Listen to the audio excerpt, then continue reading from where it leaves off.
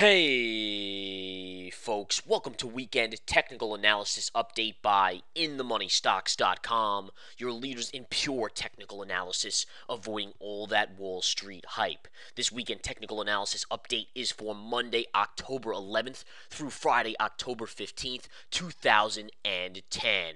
Well, what you see before you is the SPY starting last Monday going through Friday. Remember, the SPY mirrors the S&P 500, and we will gauge all of our technical pinpoint levels off of this chart today in the Weekend Technical Analysis Update video. Now, first off, what we want to discuss is what happened last week. Last week, you can see Monday. Monday was a nice little drop to it, a little bit of a bear flag pattern. However, one thing I've noted to many of our members in the nightly video research center's points of interest is that the bear flags in this market are not playing out on a normal basis. What does that mean? It means there's a few things at work. First of all, the dollar is being manipulated as well as the markets. And again, you have to know that, folks. The markets, again, are reacting to the upside because the dollar is getting pounded. And remember, what happened on Tuesday of last week, the dollar got crushed. And the markets took off like a banshee. I mean, it was just unbelievable, the surge after you had a very bearish day on Monday, Tuesday to reverse and go even higher than Monday's high. That's very bullish for the markets. And again, that bullish reversal, remember, this is bearish, this is extremely bullish, much more bullish than this was bearish because it ended higher than the high. That reversal basically told you the rest of the week would be neutral or higher. Take a look at Wednesday. Wednesday's a flat day. Thursday, you have a gap up and a beautiful reversal, but by the end of the day, they bring it back up. And then obviously on Friday, we rally higher on extremely light volume. Volume continues to be non-existent in this market. And the keys to a higher market, and the Federal Reserve knows this, folks, the plunge protection team knows this as well, which is inclusive of the Fed, is that light volume, they can control the markets. As long as they have power over the dollar, they can control the markets. And that's why everything that's going on right now is so important. These currency wars, you have Japan intervening in theirs, you have China getting more and more PO'd at other countries like the U.S. talking about them having to revalue their currency. The U.S. dollar continues to tumble day after day. Take a look at the UUP, which is the dollar index here. I'll bring up the daily chart. Look at this drop recently, folks. I mean, this is just a straight shot down. Granted, you are coming into a lot of support down here, but technically speaking, as long as the Fed is at the helm here and really controlling this and not allowing the dollar to rally, you will see continued possible upside in the market. As soon as this dollar starts to bounce, this market should come in. So it's really a dependent dollar trade right now in the markets. Anyone who tells you otherwise, anyone that tells you, oh, earnings are going to be good, oh, it's this, oh, it's that, BS. Bottom line, they have no idea what they're talking about, folks. Not at all. Learn the facts of this market. You should all be members of the Research Center at In the Money Stocks right now. $49.99 gets you everything included in that Research Center underneath it. Go check it out at InTheMoneyStocks.com. Bottom line is, dollar continues to fall. Market will continue to rally. On Friday, the dollar was lower by 8 cents on the UUP. Guess what the market was? It was up. Had a nice little up day. Dow was up 58 points, NASDAQ up 18, S&P up 7. Now let's go back to the SPY, talk some trend line technical analysis. This is the daily chart, but we're not going to really get in depth on this. What I want to focus in on more was last week's action. Again, bear flag fails. Notice your levels, how important they are to work. For those of you that watched last weekend technical analysis video from last weekend, folks, I want to draw your attention to this key trend line right here, which again played out beautifully. And if we just draw these trend lines out, you can see, again, bear flag after bear flag. And again, notice this little pivot low connects right through the lows here, takes you right to this pivot low and right to this pivot low as well. So again, you have to look at your trend lines. Always be scanning your charts on small time frames, on big time frames, on in-between time frames to look for these trend lines. All right, as you can see, I have trend lines all over my chart. I erase some as time goes on and they become invalid. Invalid trend lines are ones that have been crossed multiple times in a short amount of time. That basically, think of it as the door theory. The door theory is a proprietary analysis technique utilized to explain it. Is a door. I run into a door. Eventually, maybe I break through that door. If I go back and forth in between that door, no one else can put up a door before I come back and forth, so it's never able to be replaced and hardened. All right, I just continue to run. Or think of it cement. All right, cement's wet. Still, I can just get right through that. If it hardens, then I can't. That's if you're away from a trend line for a long time and come back to it, it will be a firm level. But until then, you have to look at these levels as being good. And again, just take a look at the recent history. Here's the last 3 days. You have this pivot low matches up with Friday's pivot low. All right? Beautiful right there. All right? In addition, you could even take this little pivot low right here and just look at that right through Friday's low as well, connected to the pivot low on Thursday. Low pivot here. All right? That was Monday. Connected through Thursday's low, you get Friday's low. That's how this works. It's 1 plus 1 equals the next pivot low.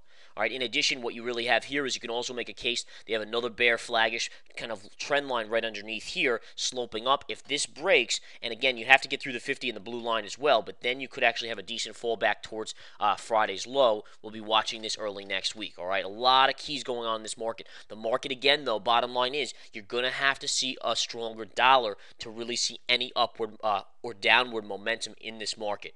As long as you don't, we have targets on this market. I gave 116 out, folks. 116 was a great level. It lasted all last week until late on Friday when we finally closed above it. 116 got broken. I gave all my members the next level, 117.50. Again, we haven't confirmed above 116 yet, which is a technical thing we left to look for on Monday, but we have to be aware. If you do, you should go to 117.50, which will be your next stopping point. All right. Now, a couple other things to look at here. Let's go to the 60-minute chart. You can clearly see we're now hovering around pivot high, and this is something else I pointed out to my premium members in the intraday portion on Friday. The pivot high from Thursday, which was a gap up, and we reversed it, you actually never closed above that. See how you have all these tails above it and closed below this? This is the 116.50 level, and you closed right below that level, really, or right on it on Friday, which is another very interesting factor. And again, we're still looking to see if we have confirmation on the chart above the 116 level. Now, if we flip back to the intraday again, folks, you can just see this pivot high. This is exactly where we closed on the 10-minute, right on this pivot high. This yellow line, where does it come from? Why is it so key? We'll take a look. It's an amazing trend line stretching back from this pivot high, connected to the pivot high right here on the 30th of September, connected through the pivot high right here on the 5th of October, connected again through the pivot high on the 7th. It gives us the highs on Friday, and you could have even utilized it if all you have to do is connect 2 points to get the next one. This gap up right here, or this push right here, would have been resistance. Look at the pullback you got. The gap up right here on the 7th of October, right here. Guess what? You look at the reversal you got. Each time you're hitting it, you're getting a pullback. You can see even on Friday right here, off of that yellow line, pullback, pullback. Amazing how these trend lines work. You have to join that research center to get this in full and understand it. All right, if you can do this, and again, I just was talking to a few individuals earlier today, and I said, listen, you master trend line analysis and you just understand this. It's the difference between a trader or a swing trader or an investor. And I want to include everyone in this group because there's not anyone out there that should not be using these techniques. Because remember, they work on your daily chart. They work on your monthly chart. They work on your weekly chart. Any charts out there you have, it will work. So an investor who maybe pays attention to the daily, weekly, and monthly more, they're going to work just as well. It's just a longer time frame. You're doing currencies. You're doing commodities. It works on everything. No doubt about it, folks. So bottom line is you have to learn that it's the difference between being a winning or profitable swing trader, investor, day trader, or a loser and never being in this game again because you lost all your money. That's the bottom line. I mean, you're basically putting the odds in your favor. Start making yourself the house in the casino and start making the institutions the gambler that has the odds at least equal to or lower than you. That's what I do, folks. That's what I teach. All right, it's so important. You have to understand the game. The game is so important. All right, in any case, folks, let's go to a couple things. What are we looking for next week? Monday bond market is closed. Markets are open for Columbus Day, but a lot of the other key things will be closed. Expectations are light volume if, and I repeat, if the dollar doesn't do anything big. If the dollar goes down a little bit or stays flat, expect light volume in the market on Monday. If for some reason, because of the IMF meeting this weekend, you get a major move in the dollar, and again, I want to repeat that, the IMF had a big meeting this weekend talking about the currency wars that are so scary that are going on right now. If they come out and say anything that it really reflects or moves the dollar up, then you will have some more volume in this market and possible sell. But assuming there is nothing like that, which so far I'm not hearing anything that drastic that would cause a rally of any sort or drop of any sort, you should be expecting a light volume bond market type closed day on Monday. Tuesday, action comes back. Action Jackson, we're getting back into things. Volume should pick up a little, but again, as long as the dollar does not rally, you have to expect a market that stays somewhat on the neutral side. All right, now, next week, there are some key things. You start to get some big earnings next week as well. JP Morgan, all right, AMD, Google next week. All right, you're just having an Intel's next week.